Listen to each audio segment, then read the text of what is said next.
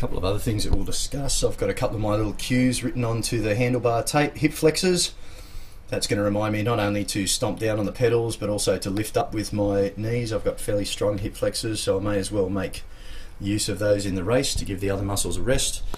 And on the other side, I've got spin written there, which means that I should be choosing a lower gear than I normally would and trying to pedal faster. By doing that, I'm using more of my aerobic system, whereas if I start trying to grind away in big gears and pedal slowly, it's going to push me into my lactic and alactic systems, which we know have a time limit and will fatigue. If I stay in the aerobic zone as much as possible and only push into the lactic occasionally and then recover, I'm going to go a lot longer before I eventually clap out. Some other things that I didn't talk about, what is called the crank set on this bike, which is your cranks and chainring, are also aerodynamic. They normally wouldn't be on one of these bikes, so they're very thin. You can see a lot of carbon around the bottom bracket, which makes it quite stiff. And once again, chainring on the other side is made of carbon. It's actually got metal teeth on it.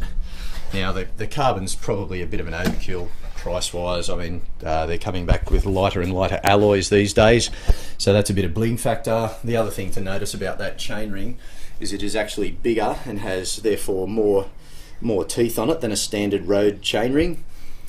Because in a time trial you're not having to accelerate or climb as often, you're mainly just trying to go very fast and very straight and not use the brakes. So that will allow me to have a higher gear. Having a bigger chainring on the front and a smaller cog on the back is sort of like having a 6th or a 7th speed on your car, so you can keep changing up through the gears so that you're able to operate in your sort of your optimal power zone, I guess. Oh yeah, arousal was the word I was looking for before. Arousal, the inverted U theory sort of thing. While we're here, shoes. The shoes are very, very light. Oh, look how light they are. They've got a carbon sole which makes them very stiff so they will not bend. They've got ratchet enclosures so you can strap them down very tightly onto your feet and in fact cut off the circulation if you want to. Especially track cyclists tend to do that, to strap them down really tightly, because the more your foot slops around inside your shoe, the more power is wasted and is not transferred down to the pedals. And obviously you can see that's got a cleat there which clips into that pedal, so it's essentially like having your foot joined to the bike. If you do crash, it twists sideways like a ski binding and flips out, hopefully most of the time.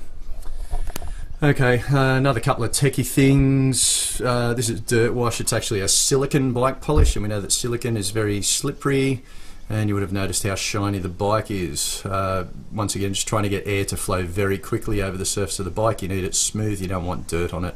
You might be talking about 1 second in an hour between a dirty bike and a clean shiny bike, but that 1 second can make the difference between winning or losing.